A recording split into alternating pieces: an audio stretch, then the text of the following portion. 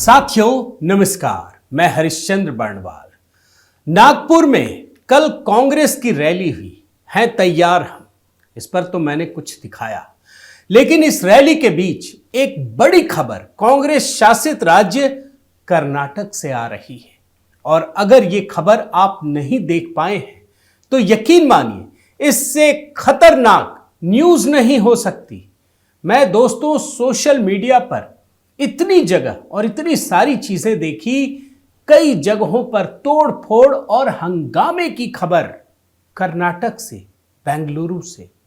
अब ये चीजें आपको बताऊं उससे पहले कुछ खबर जान लीजिए और ये भी समझ लीजिए, आज के वीडियो में पूरा का पूरा मामला डिकोड करूंगा मैं और ये बताऊंगा कि ये परिस्थिति क्यों पैदा हुई, ऐसा क्यों हो रहा है, ये सारी चीजें बताऊंगा। लेकिन उससे पहले ये जान लीजिए कि सिद्धारमैया की सरकार ने ऐलान कर दिया है कि 28 फरवरी तक व्यापारिक प्रतिष्ठानों, संस्थानों, विदेशी कंपनियों और दुकानों के नाम के बोर्ड पर 60% भाषा कन्नड़ हो जानी चाहिए, यह आदेश जारी किया है।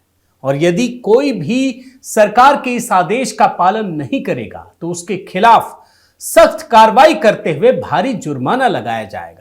अब देखिए, अभी कांग्रेस की सरकार ने ऐलान ही किया था कि राज्य में अंग्रेजी और हिंदी में लिखे बोर्ड को जबरदस्ती हटाने का काम कांग्रेस समर्थित जो चीजें सोशल मीडिया में मैंने देखी उन संगठनों ने करना शुरू कर दिया।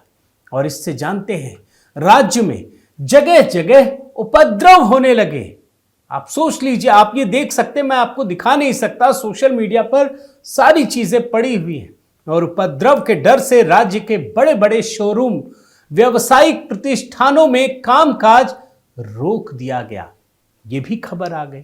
और सोचिए, कर्नाटक की राजधानी बेंगलुरु, जिसे सिलिकॉन वैली ऑफ इंडिया माना जाता है, क्यों? क्योंकि यहां विश्व की जानी मानी आईटी कंपनियों के ऑफिस हैं। उस शहर में कांग्रेस ने भाषा के आधार पर जहर घोलने का काम, भारत की छवि को बिगाड़ने का काम किया है। अब सारी चीजें एक एक आप एक्स में जाएंगे, जो अब ट्विटर एक्स बन गया है, आपको सारी कहानी पता चलेगी दोस्तों। अब सोचिए, कांग्रेस ने अपनी नागपुर की रैली है तैयार हम, इससे ऐलान कर दिया है कि देश को भाषा और जाति के आधार पर क्या करेंगे, क्या बांटने के लिए आगे बढ़ेंगे और इसी के जरिए प्रधानमंत्री मोदी की राष्ट्रवादी विचारधारा के सामने चुनौती खड़ी करेंगे।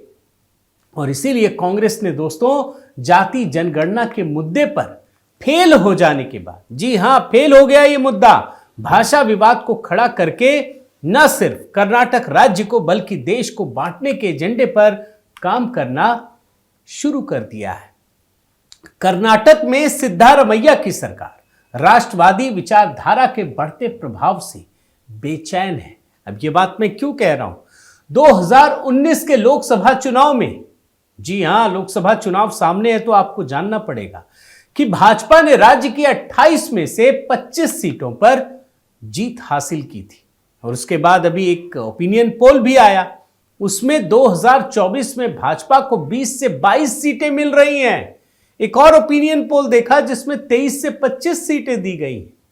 यानी राज्य में कांग्रेस की लोकसभा चुनाव में खस्ता हाल होती स्थिति को देखकर सिद्धारमैया ने सरकार बनाने के बाद से ही कन्नड़ भाषा को लेकर प्रधानमंत्री मोदी की केंद्र सरकार के सामने अपनी मांगे रखनी शुरू कर दी और कहा कि उन केंद्रीय प्रतियोगी परीक्षाओं का विरोध करेंगे जो परीक्षाएं कन्नड़ भाषा में नहीं होंगी। वैसे मैं आपको ये जरूर बताऊंगा कि राहुल गांधी घूम घूम कर अभी विधानसभा चुनाव में कह रहे थे अंग्रेजी सिखाएंगे, यहां क्या कर रहे हैं। और सिर्फ कर्नाटक की अगर बात करूं मैं, सिर्फ प्रतियोगी परीक्षाओं पर ही नहीं बल्कि कर्नाटक में बारिश न होने पर सूखा राहत के लिए आर्थिक मदद मांगने को लेकर भी सिद्धारमैया कनाडा आइडेंटिटी की भावना भड़काने लगे और केंद्र सरकार पर इसे ही आधार बनाकर आरोप लगा दिया। 2019 के लोकसभा चुनाव के ठीक पहले भी इसी तरह कांग्रेस के लिए कर्नाटक में चुनावी जमीन तैयार करने के लिए सिद्धारमैया ने कर्नाटक राज्य के लिए एक अलग झंडे का मुद्दा खड़ा कर दिया था। बहुत लोगों को याद नहीं होगा, इसीलिए याद दिला रहा हूं कि 2019 से पहले भी यही किया गया था और उस दौरान भी कन्नड़ भाषा के नाम पर हिंदी के खिलाफ राज्य में हल्ला बोल दिया था।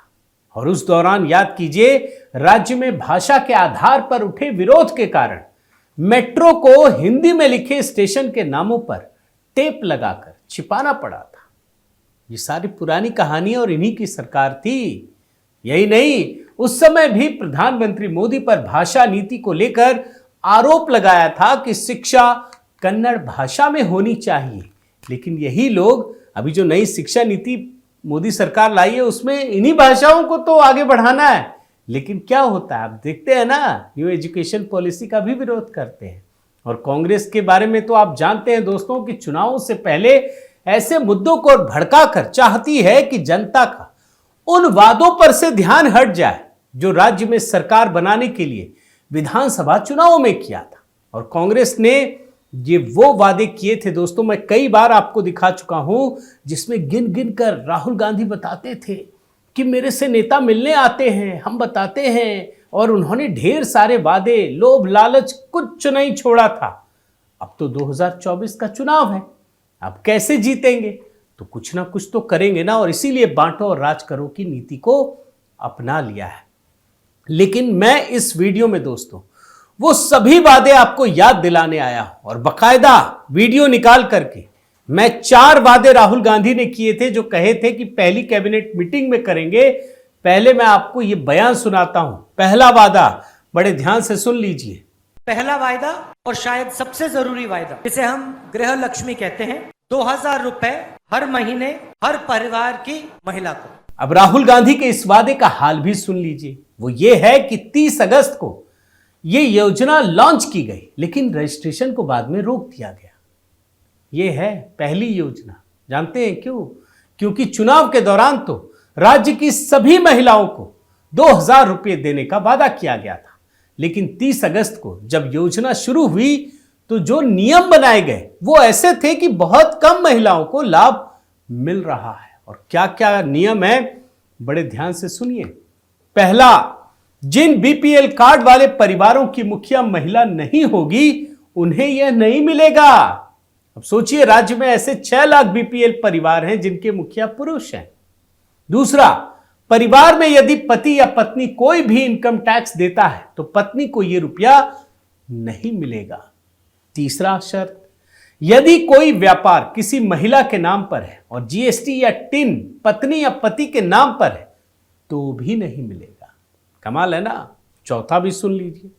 वेरिफिकेशन पर यदि मिलता है कि बिना पात्रता के कोई महिला रुपया ले रही है तो उस पर सरकार से उसने जितना पैसा लिया है उसका 10 गुना जुर्माना ठोक दिया जाएगा। है ना कमाल। अब सोचिए, कांग्रेस ने अपने पहले वादे में इतनी शर्तें लगा दी हैं कि अभी तक योजना अधर में अटकी पड़ी है। अब मैं आपको राहुल गांधी के दूसरे वादे का हाल दिखाता हूं। पहले दूसरा वादा भी सुन लीजिए। दूसरा वायदा, गृह ज्योति 2000 यूनिट हर महीने मुफ्त में बिजली हर परिवार को। वैसे तो चुनाव के दौरान मुझे लगता है कि भावनाओं में आकर राहुल गांधी 2000 यूनिट बोल गए थे, लेकिन मैनिफेस्टो में इसे 200 यूनिट बताया गया। यह योजना जून से लागू की गई। ऐसा नहीं कि लागू नहीं हुआ, लेकिन जब लागू की गई तो उससे पहले राज्य में बिजली दरों को बढ़ा दिया गया। अरे आप मुफ्त में बिजली देने वाले थे, आपने रेट ही बढ़ा दिया। और राज्य के करीब 2.5 करोड़ बिजली उपभोक्ताओं में से करीब 1.5 करोड़ 1,51,00,000 उपभोक्ताओं को यह फायदा देने की कवायद की गई। इससे बिजली का दर करीब 9 रुपये प्रति यूनिट तक पहुंच गया, जिसका पूरा भार राज्य के व्यापारिक प्रतिष्ठान, उद्योग धंधों और करीब 1 करोड़ घरेलू उपभोक्ताओं को उठाना पड़ रहा है। कोई ना कोई तो चुकाएगा ना। हालांकि इसमें भी किंतु परंतु है। और बिजली की बढ़ी हुई दरों से जहां सिर्फ 1.5 करोड़ उपभोक्ताओं के लिए बिजली के बिल को जीरो करने का चुनावी मुद्दा पूरा किया गया, वहीं राज्य के उद्योग धंधों की आर्थिक हालत खराब होने लगी। अब जब फोकट में देना है कुछ लोगों को तो क्या होगा। और आपने देखा कि किस तरह से दो वादों को पूरा करने में कांग्रेस ने कर्नाटक में अनिश्चितता का माहौल पैदा कर दिया है। और एक बयान आपने सुना भी होगा जिसमें उप मुख्यमंत्री कहते हैं कि अब हमारे पास पैसा नहीं है आगे काम करने के लिए। खैर छोड़िए, अब मैं राहुल गांधी के तीसरे वादे का भी हाल दिखाता हूं, लेकिन पहले तीसरा वादा सुन लीजिए। अन्नभाग्य 10 किलो चावल हर परिवार के हर व्यक्ति को। सुन रहे ना, चुनाव में राज्य के हर परिवार के हर सदस्य को 10 किलो अनाज यानी चावल देने का वादा तो कर दिया, लेकिन ये सोचा नहीं कि ये अनाज आएगा कहां से। और जब वादे को लागू करने का वक्त आया दोस्तों, तो मोदी जी से कहने लगे कि हमको अनाज दे दो। भाई, केंद्र सरकार तो ऑलरेडी 81 करोड़ लोगों को 5 किलो अनाज पहले से ही दे रही है। अब जब अनाज खरीद कर देने में कांग्रेस सरकार के पसीने छूटने लगे, अनाज है ही नहीं, कुछ किया ही नहीं, तो केंद्र सरकार पर ही आरोप लगाने लगे। आप सोचिए, वादा आप करें और केंद्र सरकार से मांगे, लेकिन 2024 लोकसभा चुनाव में अब जनता के सामने तो चेहरा भी तो दिखाना है ना कि वादा किया तो क्या किया। तो कांग्रेस की सिद्धारमैया की सरकार ने कहा कि हम अनाज के बदले इसका पैसा देंगे और हर 1 किलो अनाज के लिए 34 रुपया दिया जाएगा। अब ये योजना कैसे शुरू होगी, कैसे दी जाएगी, अभी इसका कोई खाका सामने नहीं आया है, यानी ठन गोपाल। अब राहुल गांधी का वो वादा सुनिए जो उन्होंने युवाओं के लिए किया था। युवा बड़ा एकदम से आगे बढ़ रहे थे, राहुल गांधी कह रहे हैं, तो सुनिए। युवा निधि 2 साल के लिए कर्नाटका के हर ग्रेजुएट को 3,000 रुपए प्रति महीना और हर डिप्लोमा होल्डर को 1,500 रुपए प्रति महीना। अब देखिए दोस्तों, पहली कैबिनेट में वादा पूरा करने की बात तो कही गई, लेकिन इस वादे को अब तक पूरा नहीं किया गया और इसके लिए युवाओं के रजिस्ट्रेशन की प्रक्रिया अभी कुछ दिन पहले इसी महीने शुरू की गई है। जी हां, कहते थे पहली कैबिनेट में करेंगे, लेकिन युवाओं से किया गया वादा भी उसी तरह से पूरा होता नहीं दिख रहा है जैसा कि महिलाओं के साथ किए गए वादे के साथ हो रहा है। बेरोजगारी भत्ता पाने के लिए कांग्रेस सरकार ने जो नियम बनाए हैं उसे पढ़कर यही लगता है कि सिर्फ युवाओं को ठगने का काम किया गया है। ये भत्ता उन्हें ही मिलेगा जो 2022-23 के शैक्षणिक सत्र में पढ़ रहे होंगे और 2023 में ग्रेजुएट या डिप्लोमा की डिग्री प्राप्त करने वाले हैं। पहले नहीं कहा था, पहले कहा था देंगे, अब लगाया है। यानी कांग्रेस जिस तरह से चुनाव में किए गए वादों को आधे अधूरे तरीके से लागू कर रही है, उससे कांग्रेस भी समझ रही है दोस्तों कि जनता में गुस्सा बढ़ रहा है और इसीलिए कर्नाटक में आज वो कन्नड़ आइडेंटिटी का भावनात्मक माहौल बनाने के लिए कन्नड़ भाषा को मुद्दा बना रही है। यही कहानी है। तो कुल मिलाकर साथियों, कांग्रेस आज अपने 139वें साल में भी उन्हीं अंग्रेजों की नीति पर चल रही है जिसने इस देश को धर्म, जाति, भाषा के आधार पर बांटकर सैकड़ों सालों तक राज किया। कांग्रेस के डीएनए में उन्हीं अंग्रेजों का डीएनए है जो भारत की राष्ट्रवाद की भावना को खत्म करने के लिए कभी बंगाल का बंटवारा किया तो कभी हिंदू मुसलमानों के लिए अलग अलग निर्वाचन क्षेत्रों का नियम बनाया और आखिर में जाते जाते देश का बंटवारा कर गए। इसीलिए नागपुर की कांग्रेस की रैली है तैयार है, इसका मतलब कुछ ठीक नहीं लगता है दोस्तों। और आज जब सनातन संस्कृति अपने पुनर्जागरण के दौर से गुजर रही है तो इस प्रकार की घटनाओं से बेहद सतर्क रहने की जरूरत है। और कर्नाटक में जो कुछ हो रहा है दोस्तों, आपने अगर नहीं देखा है तो यकीन मानिए ऐसी घटना आप देखकर दहल जाएंगे। मेन स्ट्रीम मीडिया दिखाई नहीं रहा है, कोई बता ही नहीं रहा है, बाकी खबरों में छिप गई। अगर ये भाजपा शासित राज्य में खबर होती ना तो इसके पीछे पड़ गए होते, देखो क्या हो रहा है। लेकिन कांग्रेस की तो आप समझ रहे हैं ना, और इनकी जो मोहब्बत की दुकान है ना वो कैसे कैसे लग रही है, ये तो देखकर ही आपके होश उड़ जाएंगे। उम्मीद है दोस्तों कर्नाटक की खबर पर मैंने पूरे रिसर्च के साथ एक एक पहलू को आपके सामने रखने का प्रयास किया। उम्मीद करता हूं कि कांग्रेस की सरकार इस पर सख्त कदम उठाएगी, लेकिन होगा क्या ये तो अब आपके सामने ही पता चल जाएगा। बहुत बहुत धन्यवाद। अपना प्रेम बनाए रखिए दोस्तों। इस चैनल को लाइक कीजिए, सब्सक्राइब कीजिए, कमेंट कीजिए कैसा लगा वीडियो।